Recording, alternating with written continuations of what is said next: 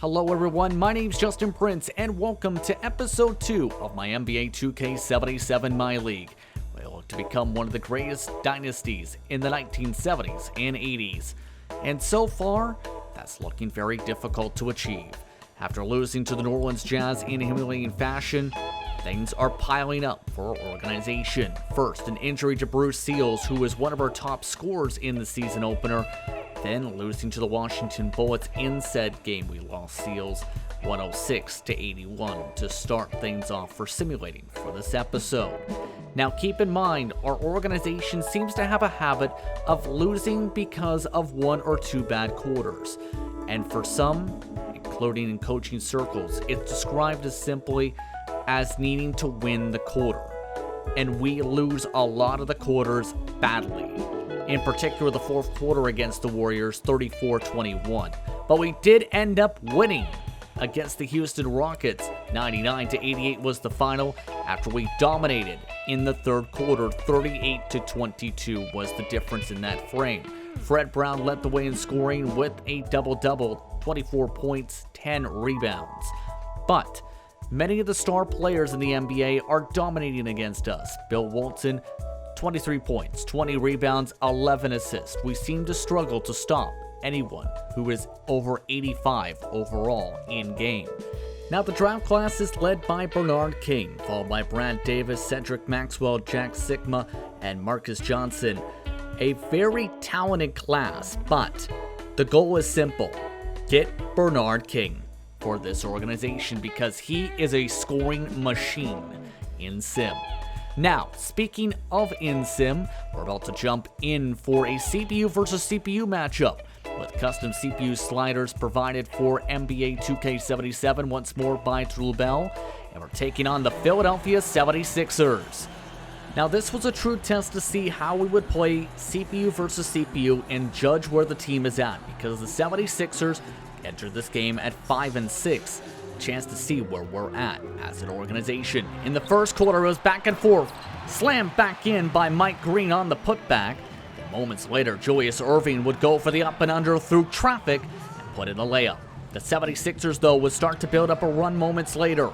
With about 4 minutes to go in the first quarter, World Be Free would find Terry Furlow. He would lead the fast break and get the quick bucket down the court. Terrell Dawkins moments later would get the mismatch in the post with Dennis Johnson on defense. Hook it on in. That would cap off a 15-6 run. The poor shot selection continued as Tom Burleson would try and attempt a very long fader. Robbie Free would find Furlow and company down low for the quick layup. After one quarter of play, 29-19 76ers was the score. Seattle would slowly claw their way back in though in the second quarter as Fred Brown would get the up and under. Then moments later, after the rebound by Mike Bantam, he would lead the charge and find his way to Bob Wilkerson for the quick layup. He would get within 2 points of the lead before things would start to crumble. With 4 minutes to go in the second, Henry Bibby would lead the fast break and go for the jump shot. Would miss, however, but Doug Collins would not miss on the putback. Moments later, Wilkerson would lead a fast break opportunity. Couldn't make the first chance or the second chance. That would set up the opportunity for Julius Erving and the 76ers down the floor.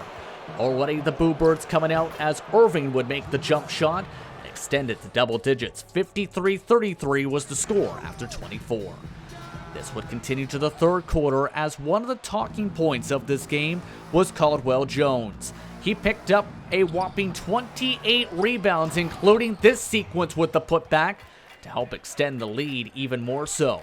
Moments later, Dawkins would again find a mismatch on the size and take advantage to extend the lead that would eventually close out to 106-73 the final.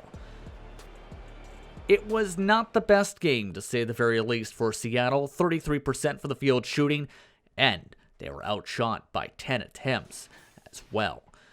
Bruce Seals led the way in scoring with 12 points back from his injury, with only 2 other players in double digits. The rest of our team seemed to struggle shooting-wise, the majority of our players going 1 for 5, 2 for 6, 2 for 7. Henry Bibby led the way in scoring for the 76ers with 18 points. Erving was 16. Furlow also picked up 16 points. And the double-double for Jones was impressive to me. 14 points, 28 rebounds. Now this next game I did jump into as we took on the Golden State Warriors because this was a team that was down a couple players. They were down Rick Barry and they were down Parker to a broken nose. So I thought this was a good opportunity to try and steal a win possibly against one of the top organizations in the Western Conference. Let's pick things up at the start of the first quarter, where the Golden State Warriors and the Seattle SuperSonics would go back and forth. It would be Bob Wilkerson who would lead the fast break, finding Mike Green for the easy two. But at the end of the floor, Gus Williams, who had just missed the previous jump shot, would find separation from Slick Watts and get an easy two himself. With under 4 minutes to go in the first quarter, the back and forth affair continued. Dennis Johnson would turn the ball over. Giving it to Charles Johnson was Clifford Ray to be able to get his own quick layup. Moments later, at the end of the floor, pick and roll set up with Tom Burleson. Watts would find Burleson down low under the cup for two. Seattle would get some separation though to end off the frame. With under 30 seconds to go, Slick Watts would be able to find Mike Bantam after the Burleson block to be able to give Seattle their biggest lead of the quarter by 4. They led by 3 after 1. It was back and forth all the way through the middle of the second quarter. After the second chance opportunity, Robert Parrish would be able to lay it up and in. Moments later though, the Warriors would start to build a buffer. On the N1 opportunity, it would be George Johnson who would draw the contact with Slick Watts to be able to go to the stripe. Then, moments later, now trailing by 8, Seattle would continue to crumble, turning it over on the quick pass, lead to the quick drive by Charles Johnson. Golden State led by as much as 10 points into halftime, 72-62 at the half, and due to a wrist injury, I now had to go into Super Sim for the rest of the matchup. It ended up being close, and I thought about jumping back in, you can see with 46 seconds remaining, trailing by 4, but at the end, I let things play out. 121-115 was the final. Jamal Wilkes put up 23 points. You also had Phil Smith put up 25 points. Mike Green, 19 and 12. 18 points for Fred Brown in the game. Mike Bantam, 16 points. Burleson, 14 and 11. 12 and 12 for Watts with assists. Overall, a nice tight game to say the very least. But that leads us into our final matchup of the episode against one of the top teams in the Western Conference, the Portland Trailblazers.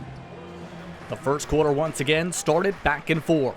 After a missed layup by Mike Green, Johnny Davis would lead the charge on the fast break, scoring on the floater over Dennis Johnson. Seconds later, Johnson would find Leonard Gray in the post on the pick and roll, quickly securing 2 points of his own. But Portland picked up the momentum late in the frame. After a rejection at one end, it would be Horn Gilliam who would draw the N1 on the attempted charge by Johnson. Portland would lead by as much as 7 before Seattle would strike back. After a game of hot potato with the ball bouncing off several different players and defenders in one sequence, the ball would find its way to Mike Bantam for the post shot. Portland led 28-26 after 1. The runs kept coming and going for the Trailblazers. Gilliam would draw another N1 to give his team a 3-point cushion. Then, seconds later, he would find Corky Calhoun wide open in the paint for the slam dunk. SuperSonics once again bounced back though.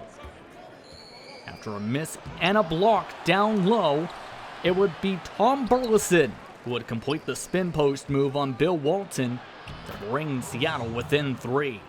Then, minutes later, now 52-49 the score, Burleson would find space to stuff it home in the cup. At the half, it was 62-58 Portland. But the third quarter was where the wheels came off this time. Bob Gross would get the steal, finding a wide open Lionel Hollins for the slam. Then, moments later, after Bob Wilkerson was rejected down low, Gross would once again find Hollins for the running layup. The fast breaks kept coming after that. After Burleson would get double teamed, he would attempt to find Bantam. He would not be able to make the jump shot, but it would be Gross who would send the ball over to a streaking Larry Steele for 2 of his 9 points. Overall, we did not play well. In the end, it was 134-108 the final, with the Trailblazers shooting 56% from the field and Holland scoring 24 points, Bill Walton picking up 18 rebounds with his 23 points, and Maurice Lucas picking up 21 points as well. Tom Burleson scored 21 as well for his side with 7 rebounds and 4 blocks. Fred Brown picked up 18 points, Dennis Johnson 14, Mike Green 13. But with the loss, we are now the worst team in the Western Conference at 6-1 so far. The next team up, Phoenix and Houston, with 8 and 9 wins respectively.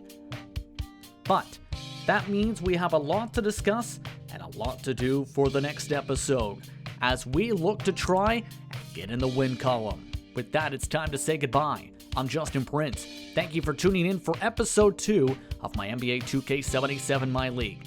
Enjoy the rest of your evening and or day. We'll see you next time.